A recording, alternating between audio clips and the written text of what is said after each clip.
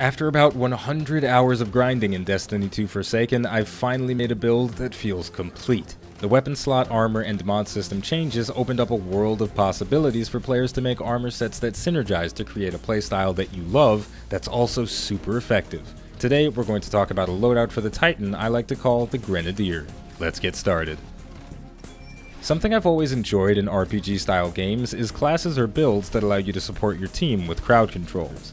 Although there isn't much crowd control in Destiny 2, the control options we have are incredibly strong. The main crowd control in this build is from the Year 1 lightweight grenade launcher or Wings Maul and the perk Concussion Grenades. Concussion Grenades cause enemies caught in the blast to stagger. Enemies that have this stagger effect will be unable to fight back in any way for about 5 seconds. They'll just walk around scratching their heads and covering their eyes, during which time you and your fire team should fill them full of bullets. Also, from what I can tell, there are no diminishing returns on this effect, so you can keep an enemy staggered from 100 to 0, provided you have enough special ammo for your grenade launcher. If you don't have Wings Maul, there are a few single-shot grenade launchers available that have the Concussion Grenades perk, but auto-loading holster is what makes me enjoy Wings Maul so much. Auto-loading holster automatically reloads the gun when it's stowed. This saves a lot of time and lets you seamlessly transition from control to offense and back to control again without stopping to reload. For something like this to be effective, you'll need to have special ammo available for every encounter where you're facing annoying enemies that you need to bench with your concussion grenades. I've accomplished this by stacking multiple special ammo finder perks across my 5 armor pieces. I don't have any exact numbers on how much special ammo finder increases the drop rate of special ammo, but I did enough testing to give you some anecdotal information. After running through the start of a lost sector in the EDZ 5 times with 4 special ammo finder perks, I got an average of 5 bricks per run.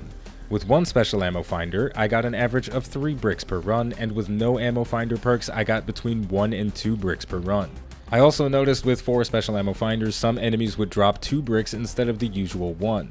Now, if you're thinking, if you want conclusive data, you need a bigger sample size, I know. But I'm not going to run back and forth in a lost sector all day, so the anecdotal evidence will have to do.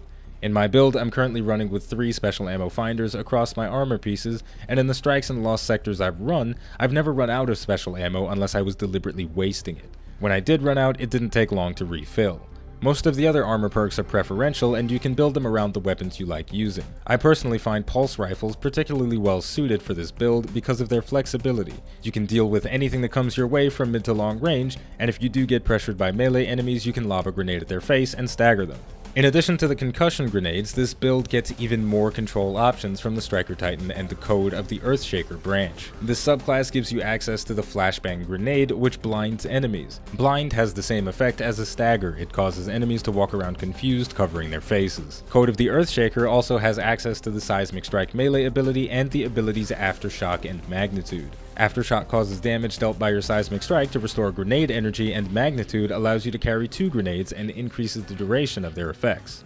While the flashbangs are the best crowd control options for Titans, if you're not interested in being a meathead striker, the Sentinel has access to a suppression grenade. This disables enemy abilities. For example, fallen captains won't be able to teleport while they're suppressed, but they can still run and shoot. Other enemies like Hive Ogres lose out on their ranged attack while suppressed, but can still smash you if you get too close. While enemies are flashbanged or staggered, they can't do anything. The subclass, grenades, and grenade launcher all tie together to ensure that you can literally stop almost every enemy in the game in their tracks. Some bosses don't care about stagger, and you shouldn't expect to go into the new raid and prevent the final boss from attacking you. But you can stagger all of the really annoying enemies in the game, like Hive Witches and Ogres, Vex Minotaur, and whatever else puts you on tilt. Last but certainly not least, for exotic armor selection, the Insurmountable Skull Fort is a no-brainer for all the Striker Titan subclasses. That's what I'm running now, and it'll probably stay that way forever, but there are other viable choices. The Syntheseps and ACD0 feedback fence are great Year 1 choices for extra melee and super damage or defense respectively. For mods, if you're running the Skull Fort, you can stack grenade cooldown reduction, otherwise a mix of grenade and melee cooldown reduction will do well. I don't have any Year 2 items, so I can't say much about their effectiveness. If I ever get any, I'll be sure to let you know. If you go for the Sentinel, the Armamentarium is a solid choice. It gives you access to a second grenade.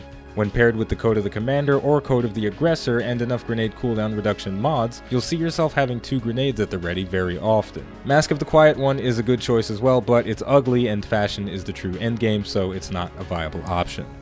To wrap things up, this build is all about controlling the battlefield, and it does so very well. The Orwing's Maul grenade launcher with concussion grenades is great for keeping tough enemies like Hive Ogres and Cabal Legionaries locked down, and your flashbangs from the Striker Titan will clear out or lock down large packs. The Sentinel's suppression grenade works too, but it's not as effective. The Special Ammo Finder perk is key to keeping your launcher full. The perk does stack, but it's up to you to figure out how many you need to suit the way you play.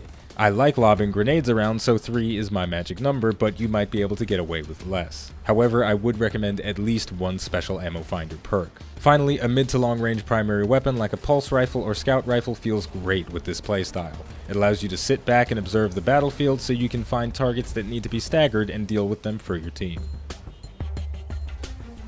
And there we go, this is my first Destiny 2 Forsaken build, and I'm very happy with the way it plays. I'm looking forward to taking it into the Nightfall, and maybe I'll even try it out in the raid. But for now, we're gonna wrap it up here by saying the name of the game is Destiny 2, the name of the channel is iBluairJgR. If you enjoyed this video and you'd like to see more, don't forget to like, subscribe, and leave a comment. Let me know how you feel about support-oriented builds in a game that's all about shooting things in the face. Do you prefer to help your team out with crowd control, or would you rather just blow everything up?